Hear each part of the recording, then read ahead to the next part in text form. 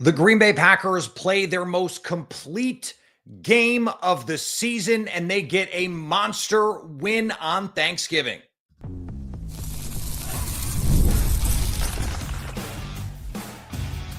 You are Locked On Packers, your daily Green Bay Packers podcast. Part of the Locked On Podcast Network, your team every day.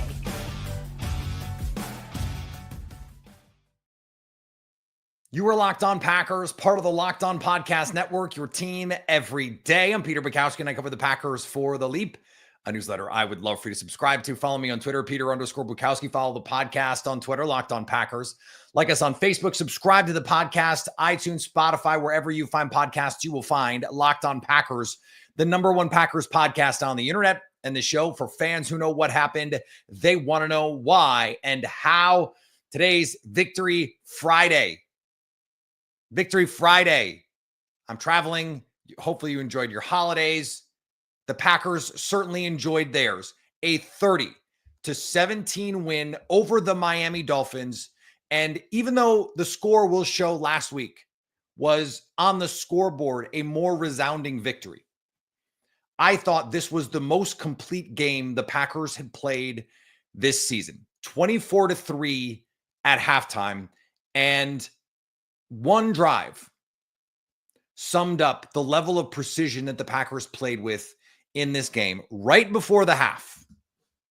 Right before the half, it seemed like they could have just, with 22 seconds left, they get the ball at their own 39-yard line. 22 seconds left. They end up getting a 46-yard field goal from Brandon McManus. They hit one to Tucker Kraft on a little check down that's designed. They get Tucker Kraft again, Chris Brooks on third down, and all of a sudden, you're in field goal range. And it was a vote of confidence in your quarterback. Jason Garrett had a lot to say about interceptions on the call. Jordan Love didn't put the ball in harm's way at all. I mean, there weren't even those like, and it's not an interception, but it almost feels like one. They didn't do that. They didn't have to do that. It was just a precise performance. And they did not run the ball as effectively as they did against the 49ers. They didn't. 4.6 yards per play, still really good. Emmanuel Wilson got an explosive run. Chris Brooks got an explosive run. Jaden Reed got an explosive run. Josh Jacobs got an explosive pass. They got an explosive on special teams. In addition to the turnover, they start the game with an explosive. And that was the worst drive that the Packers had all game, really. Penalty. You can't do anything on third down. Jordan Love almost fumbles. Lucky that the hand was coming forward. They get the fumble. They go in and they score a touchdown. But that is complimentary football. And that's, Matt LaFleur talked about it last week. He thought that was the most complete game in terms of complimentary football that they had played. I think this one tops it. They did it defensively without creating a bunch of turnovers. They got stops, key stops, crucial stops. Another example in this game, the complimentary football. It's 27-11. The Dolphins have got the ball down. They have second and goal at the 1. They have a chance to score here. They get the 2 point. It could be an 11-point game. So, okay. No, excuse me. You go and get the 2 point. It could be an 8-point game. They get the stop on fourth down. Not just a stop. They sack Tua Tagovailoa. At the 1, they get the ball at the 7. They march it 9 plays, 78 yards in 4.5 minutes.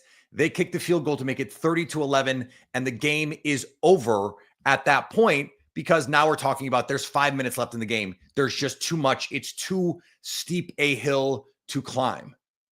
5 sacks on Tua when he wants to get the ball out. It was what you needed it to be. You didn't let Jalen Waddle and Tyreek Hill decide the outcome of this game. You didn't let the run game with Devon Achane create explosives. In fact, you created the explosives in your run game. And you mostly made stick tackles on the back end.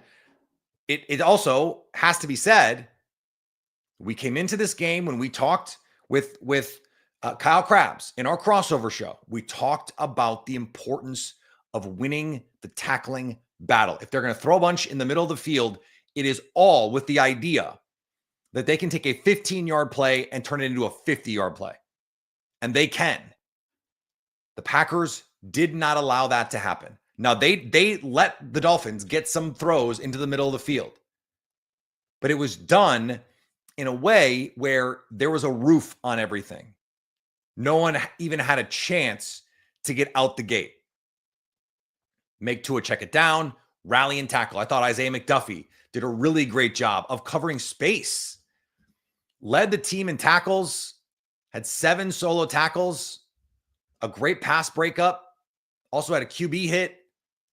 Now, if Adrian Cooper's out there, you have a little bit more range in the middle of the field. You might be able to deploy him a little bit more often as a blitzer, though I thought Quay Walker played better in this game. You get Rashawn Gary was a force in this game, and they played with force. This was a physical football team. You heard Jason Garrett at the end say the biggest problem for the Dolphins is they do not play a physical brand of football. The Green Bay Packers did in this game. A sack for Lucas Van Ness, a pair of tackles for loss. Same for Quay Walker. Kingsley Enagbare was disruptive the whole game. The Packers had 9 negatives in this game. 9 tackles behind the line of scrimmage. That is big time. I understand the Dolphins don't have the best offensive line. But you have to create negatives because you know that with Tyreek Hill and Jalen Waddle and Tua and Mike McDaniel and all those guys, they're going to get some plays. You have to get them in 2nd and long and 3rd and long and then get off the field. And the Packers, by and large, did that. They're getting contributions from the guys that we were wondering a week, 2 weeks, a month ago, where is Lucas Van Ness? They make the trade, and all of a sudden, Lucas Van Ness is starting to pop on tape. Brenton Cox is starting to pop. Kingsley Enagbare is making plays. Kenny Clark, all of a sudden, it looks revitalized. Rashawn Gary, who I mentioned. And you're making it work with Keyshawn Nixon and the rotation of Eric Stokes and Carrington Valentine at corner. If there was a game for it to matter, this was the one with Jalen Waddle and Tyreek Hill and what this offense can do. And it was not. It didn't matter that the corners were not elite. They ran through some zone coverage to be sure, but it's Jonnu Smith. It's Devon Achane. It's the secondary receivers for the Miami Dolphins. And so that's a game plan thing. Like the yardage is going to say the game was something that it really wasn't for the Dolphins. Dolphins got a lot of stuff in the second half. I mean, 375 yards, that doesn't really tell the story of what the offense was for most of the game because the whole first half, they could not do anything. 5.8 yards per play is a nice number. The Packers, 7.3 yards per play. That's 1.5 yards difference. That is a huge gap in efficiency, in explosiveness. And this game, coincidentally enough, reminded me of last year's Thanksgiving game, where it just felt like something changed. Their attitude flipped. And all of a sudden, the pass rush comes to life. And Jordan Love is finding Christian Watson down the field. By the way, that was absolutely DPI at the end. And I loved the fact that the Packers threw that ball there. I want to talk about their aggression. We're going to do that in just a second here on a post-game Locked On Packers on Thanksgiving. Today's Locked On Packers after the Thanksgiving game brought to you by our friends at Gametime. Gametime has a new feature that makes your life easier getting tickets. Gametime Picks that makes getting tickets to your favorite live events faster and easier. Gametime Picks filters out the fluff to show you only the incredible deals on great seats so you don't have to waste time searching through thousands of tickets. Curated deals makes it easier to find the best price on great seats. Plus, you get a panoramic view from your seat in the app before you buy. Take the guesswork out of buying tickets with Gametime. Download the Gametime app, create an account, and use code LOCKEDONNFL for $20 off your first purchase. Terms apply. Again, create an account and redeem code LOCKEDONNFL for $20 off. Download Gametime today. What time is it? Gametime. Today's episode also brought to you by our friends at Skylight. I talked to you about this the other day, Skylight frames. And I happen to be staying with my in-laws right now. And my mother-in-law has one. We got her one of these Skylight frames. And she loves it. Absolutely loves it. And you know who else loves it? My kids. Because all of a sudden they get to point and say, oh, there I am. And a minute later, it's going to be a different photo. There's so many ways for your family to benefit from a Skylight frame. Maybe gift giving isn't your love language. You overthink it and winding up with something disappointing or nothing at all. This makes it easier. Setup takes less than 60 seconds. You can share photos. So for example, my mother-in-law, she can put photos on, or I can send them right into the app. We have a group chat with all the family members on it. We share a lot of photos in there. She can put them right into the frame and then have them and see them whenever. And now, as a special limited time offer for our listeners, get $20 off your purchase of a Skylight frame when you go to skylightframe.com/NFL. That's Skylight, SKYLIGHT frame, FRAME.com/NFL. Get $20 off your first purchase now at skylightframe.com/NFL.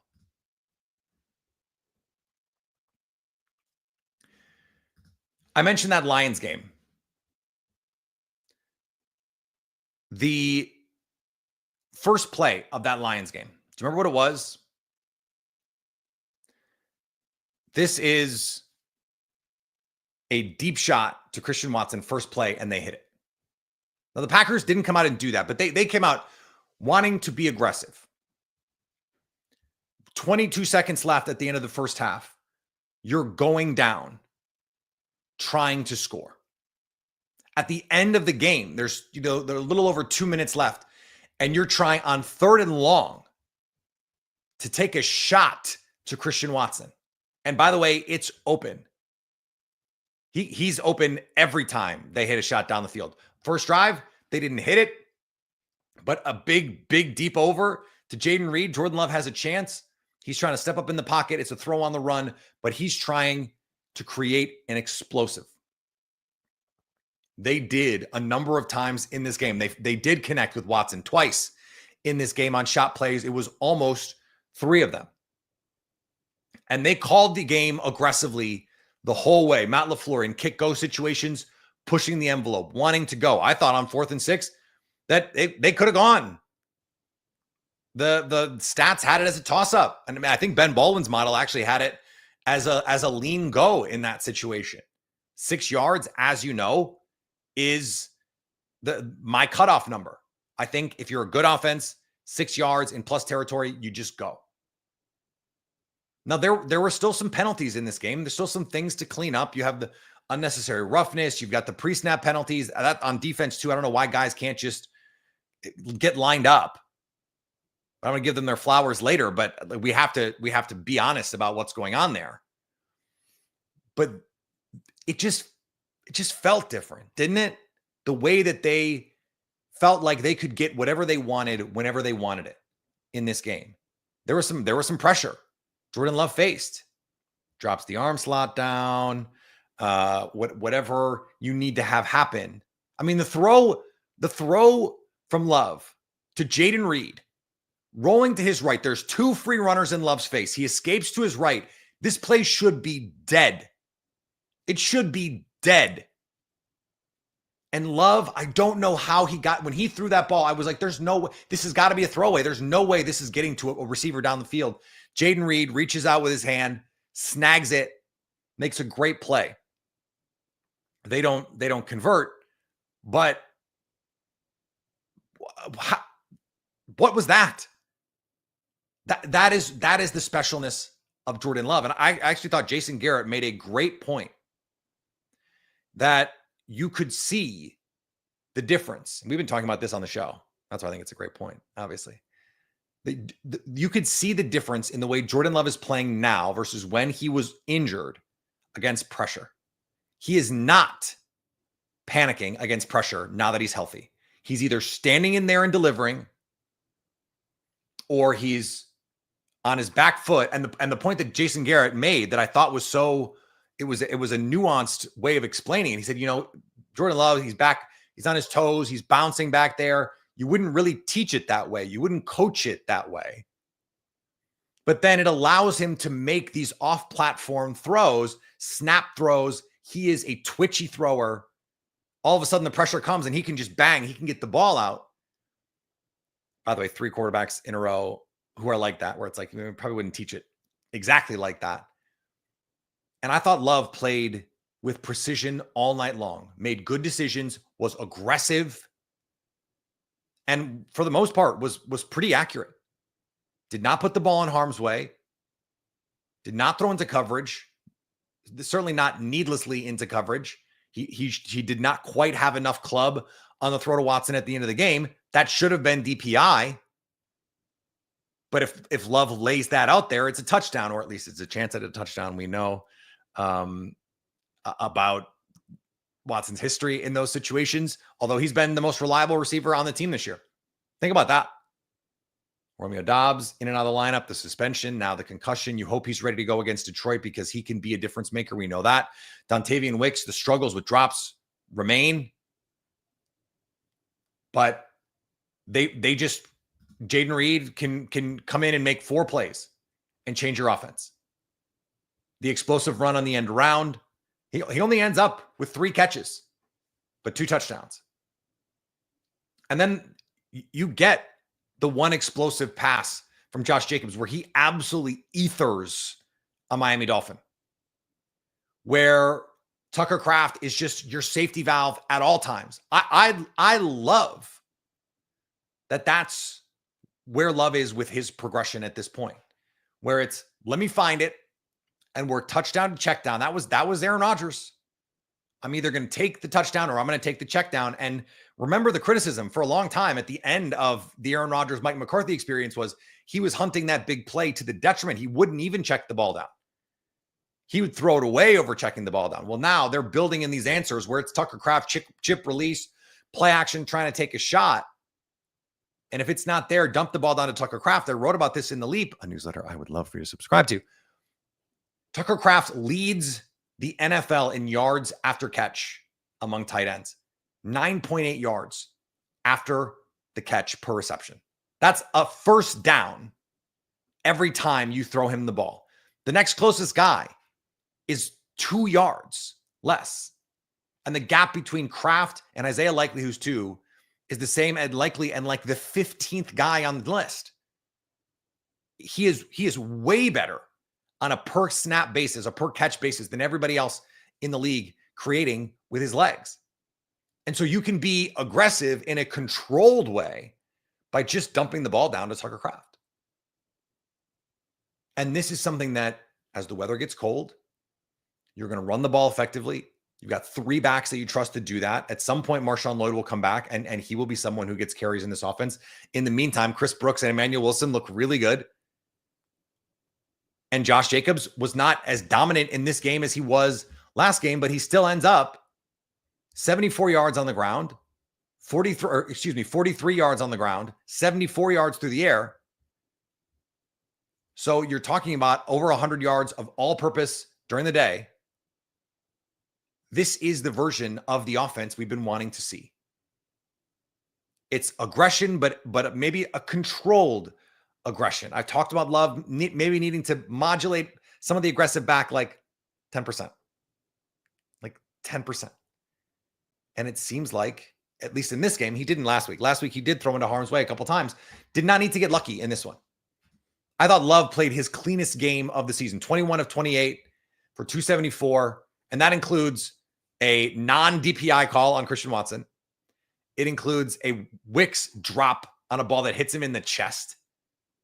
He throws 2 touchdowns and a passer rating north of 129. This is Toyotathon Jordan Love. This is who the Packers need him to be. And if they want to beat the Lions next week, which, by the way, they absolutely can do, this is the version of Jordan Love that they need him to be. And when you have a coach, and we've talked about it ad nauseum on the show, Lily Zhao, every dayers will remember, we have joked about how little Matt LaFleur seems to care about some of the interception stuff. He called this game to prove it. And not specifically to prove it, but the way he calls it proves that he was not just paying lip service to the idea that the interceptions were not a problem. He called the game like he believed Jordan Love was not going to put the ball in harm's way. Even up, they're throwing it. And they're throwing it deep. And that is the kind of mindset you have to have against a Detroit Lions team who wants to do the same thing to everyone they play. And we saw earlier in the day, the Chicago Bears absolutely should have at the very least tied that game, had a chance to go take the lead and win it late, and blew it because they are a hilariously inept organization. A lot of defenders went down, already depleted defense. Now the Packers, they get to face them. They have an opportunity to go get a huge win in the NFC North, but they have to play aggressive, to stay aggressive, because you know who is going to, we know is going to, the Detroit Lions. And if you want to beat the Detroit Lions, you want to beat the Minnesota Vikings, you want to beat the Philadelphia Eagles, you're going to have to rush the passer. Kind of like the Packers did tonight. Today's episode of Locked On Packers, celebrating a Thanksgiving Day dub. I guess night. Beautiful night. Snowy night. FanDuel. Packers covered the 3.5. I thought that was a, frankly, disrespectful line to the Green Bay Packers. I like the Packers by at least a touchdown. I thought they would win by 10. I like the matchup. And I thought if the Packers matched the intensity, they would win. They did. Right now, new customers, speaking of matching intensity, how about matching money? But like way more money. $5 gets you $150 in bonus bets if you win that first bet. The FanDuel Sportsbook app gives you everything you need to place live bets on the NFL all in one place. So when you get a hunch in the middle of the game, you can check out the latest stats, view live play-by-play, and so much more on the same page where you place your bets. Just visit FanDuel.com to join today. You'll get started with $150 in bonus bets if you win your first $5 bet. That's FanDuel.com. Never waste a hunch and make every moment more with FanDuel, an official sportsbook partner of the NFL. There were times on Thursday where Tua did have time to throw. And that's going to happen.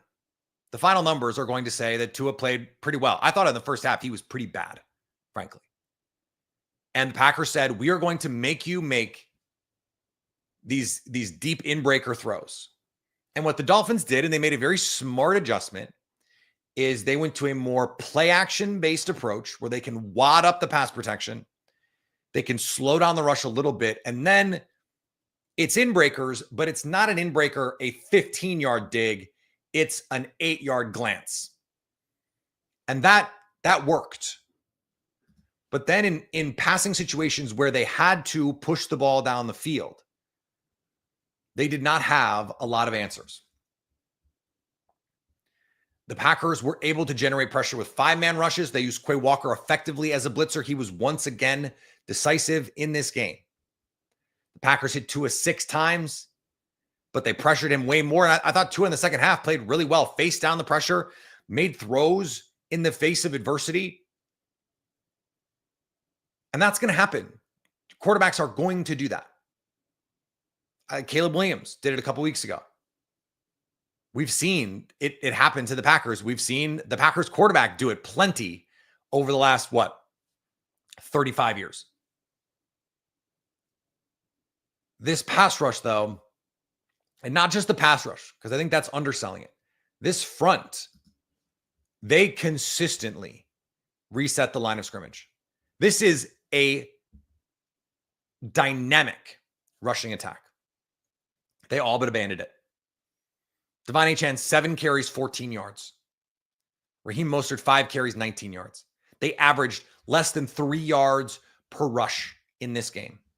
That is really, really good work from this Packers front. Now, that means linebackers, but it was consistently Kenny Clark, Rashawn Gary, Carl Brooks, Devontae Wyatt, Lucas Van Ness, Kingsley Enagbare, Brenton Cox. They were resetting the line of scrimmage. And if the Dolphins did make a throw, it was as Tua is getting hit, or it was after Tua moves to escape pressure because the Packers were moving him off his spot.